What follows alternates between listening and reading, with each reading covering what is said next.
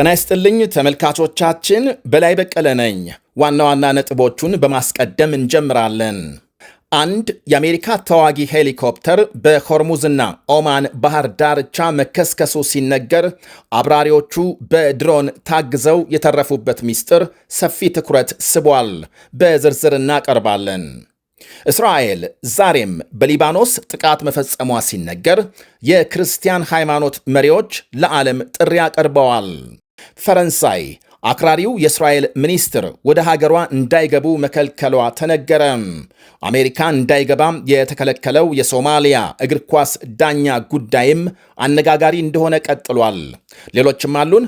አብራችሁን እንድትቆዩ ጋብዛለሁ።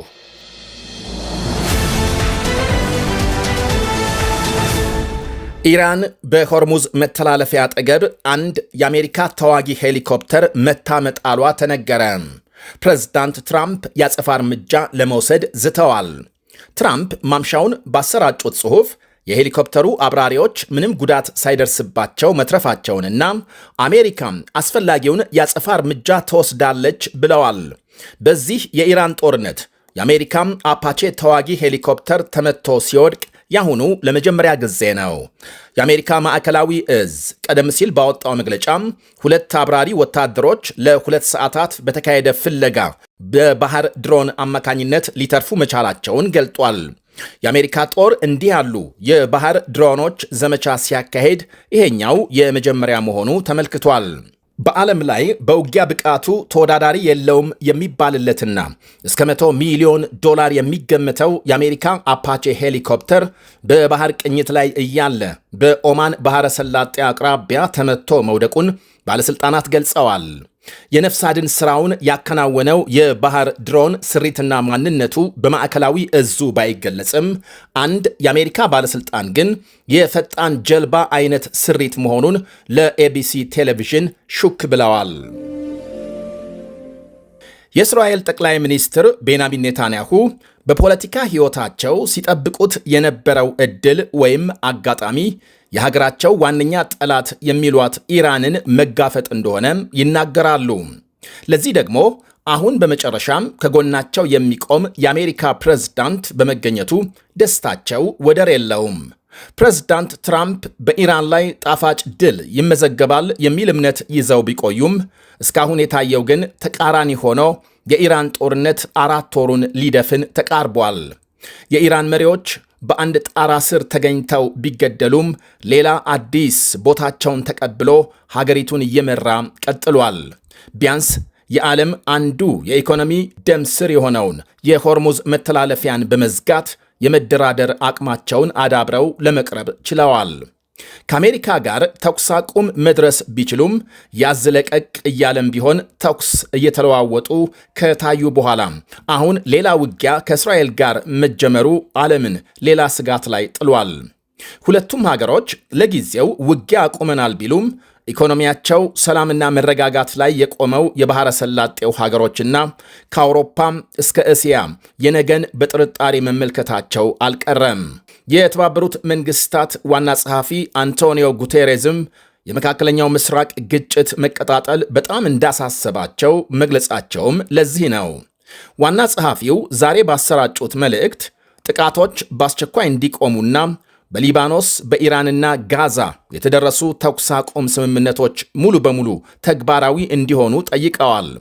ወታደራዊ መፍትሄ በምንም መልኩ ሊሳካ አይችልም፣ ውጤት አያመጣም ብለዋል አንቶኒዮ ጉቴሬዝ። የብሪታንያ ውጭ ጉዳይ ሚኒስትር ያቬት ኩፐርም ተመሳሳይ ስጋት አንጸባርቀዋል። ባለፉት ጥቂት ቀናት በእስራኤል ኢራንና ሄዝቦላህ የተፈጸሙ ጥቃቶች እጅግ አደገኛ መሆናቸውን በመግለጽ የግጭት መቀጠል የማንም ፍላጎት አይደለም ብለዋል። የኢራን አቻቸውን አባስ አራክቺን እንዳናገሩና ግጭት የመቀጠል ፍላጎት ከኢራን በኩል አለመኖሩን እንደገለጹላቸው ዛሬ ለፓርላማ አንስተዋል። ሚኒስትሯም ሄዝቦላህ በእስራኤል ጦር ላይ የፈጸመውን ጥቃት አጥብቀው ያወገዙ ሲሆን ሁለቱም ተፋላሚ ወገኖች የተደረሰውን ተኩስ አቁም እንዲያከብሩ ጠይቀዋል። ይህ በእንዲህ እንዳለ ፈረንሳይ የእስራኤል ገንዘብ ሚኒስትር ባዛሌል ስሞትሪች ወደ ሀገሯ እንዳይገቡ ማገዷ ተሰምቷል። የፈረንሳይ ውጭ ጉዳይ ሚኒስቴር ባወጣው መግለጫም የእስራኤል ገንዘብ ሚኒስትር ፈረንሳይ እንዳይገቡ ማዕቀብ የተጣለው ከ5 ሀገሮች ጋር በትብብር መሆኑን ገልጿል። ከብሪታንያም፣ አውስትራሊያም፣ ከካናዳ፣ ኖርዌይ እና ከኒውዚላንድ ጋር በመተባበር በፍልስጤም ሰፋሪዎች ላይ በሚደርስ ጫና እገዳው መጣሉን አመልክቷል። የሰፈራ እንቅስቃሴዎችንና በምዕራብ ዳርቻ ግጭት በማቀጣጠል ሚኒስትሩ ተጠያቂ ናቸው ብሏል። ስሞትሪች ምዕራብ ዳርቻ ወደ እስራኤል እንዲጠቃለል ይደግፋሉ፣ በዚያው በምዕራብ ዳርቻ ተጨማሪ ሰፈራዎች እንዲካሄዱ በይፋ ይንቀሳቀሳሉ ሲል ሚኒስቴሩ ከሷል። ይህ ብቻ አይደለም። ጋዛን ዳግም ቅኝ የመግዛት የፍልስጤም አስተዳደር እንዲዳከምና የአጠቃላይ በፍልስጤም ሕዝብ ላይ አሉታዊ ተግባራት ይፈጽማሉ ብሏል። የፈረንሳይ መንግሥት የእስራኤል ደህንነት ሚኒስትር በተመሳሳይ ወደ ሀገሩ እንዳይገቡ ማገዱ ይታወሳል። በሌላ ዜና እስራኤል በደቡብ ሊባኖስ ዛሬም ጥቃት መፈጸሟ ተነግሯል። በደቡብ ሊባኖስ ታየር በተባለ ከተማ በእስራኤል ጥቃት በርካታ ሕንፃዎች የተመቱ ሲሆን በጥቂቱ 8 ሰዎች ሲገደሉ ከ30 በላይ መቁሰላቸውን ዘገቦች አመልክተዋል። በዚሁ የወደብ ከተማ ታየር የእስራኤልን ጥቃት እንዲከላከሉ የክርስቲያን ሃይማኖት መሪዎች ለዓለም አቀፍ ማኅበረሰብና ለሊባኖስ ባለሥልጣናት ጥሪ ማቅረባቸው ተነግሯል። የእስራኤል ጦር ክርስቲያኖች ከሚኖሩበት አካባቢ ለቀው እንዲወጡ ያስተላለፈውን ማስጠንቀቂያ ተከትሎ ከተማው በዩኔስኮ የተመዘገቡ በርካታ ቅርሶች ባለቤት በመሆኑ ከጥቃት እንዲጠበቁ የሃይማኖት መሪዎቹ አበክረው ጠይቀዋል። ሆኖም እስካሁን በከተማው ታሪካዊ ስፍራዎች ላይ ጥቃት ስለመፈጸሙ ምንም የታወቀ የለም። ይህ በእንዲህ እንዳለ የእስራኤል ጦር ኃይሎች ኤታማዦር ሹም ጀነራል ኢያል ዛሚር የኢራን አቅጣጫ የማስቀየር ሙከራ መክሸፉንና ሄዝቦላህን የማፍረስና የሰሜን እስራኤል ማኅበረሰቦችን የመከላከል ዘመቻ ተጠናክሮ እንደሚቀጥል ገልጸዋል። የእስራኤል ጦር ከኢራን ጋር ዳግም ጦርነት ለመግጠም በከፍተኛ ተጠንቀቅ እንደሚገኝ የገለጹት ጀነራሉ የኢራን አዲስ ጥቃት በሚገባ ተመትቶ መቀልበሱን አመልክተዋል። እስራኤል ለተቃጣባት ትንኮሳ ምላሽ በኢራን ከተሞች የተሳካ ድብደባ መፈጸሟንና የፕሬዝዳንት ትራምፕን ጥያቄ በማክበር ወደ ኋላ መመለሳቸውን ጀነራሉ ገልጸዋል። ከዚሁ ከእስራኤል ዜና ሳንወጣ አዲስ በተሰበሰበ የሕዝብ አስተያየት 61 በመቶ አስተያየት ሰጪዎች ጠቅላይ ሚኒስትር ቤንያሚን ኔታንያሁ በቀጣይ ምርጫ መወዳደር እንደሌለባቸው ገልጸዋል። የእስራኤል ዲሞክራሲ ኢንስቲትዩት ባሰባሰበው በዚህ የሕዝብ አስተያየት ከ5 ወራት በፊት ከነበረው አሁን ጠቅላይ ሚኒስትሩ ያላቸው የሕዝብ ድጋፍ መቀነሱን አመልክቷል። የእስራኤል የረጅም ጊዜ ጠቅላይ ሚኒስትር የሆኑት ቤንያሚን ኔታንያሁ ዳግም እንዳይወዳደሩ ድምፅ የሰጠው 61 በመቶ የእስራኤል ሕዝብ የጠቅላይ ሚኒስትር የሥልጣን ዘመን በ2 ዙር ብቻ እንዲገደብም ድምፅ መስጠቱ ታውቋል። እነዚሁ ድምፅ የሰጡ የእስራኤል ዜጎች የአሜሪካ ፕሬዝዳንት ትራምፕ የእስራኤል ደህንነትና ጸጥታ ብዙም እንደማያስጨንቃቸው ገልጸዋል። የእስራኤል ደህንነት ከትራምፕ ዋነኛ አጀንዳዎች መካከል አለመሆኑን፣ አሜሪካና እስራኤል በጋራ ኢራን ላይ ጥቃት ሲፈጽሙ ቆይተው በመጨረሻም የአሜሪካ ባለሥልጣናት ከቴሄራን ጋር የተናጠል ስምምነት መፈጸማቸውን አስተያየት ሰጪዎቹ በምክንያትነት ጠቅሰዋል።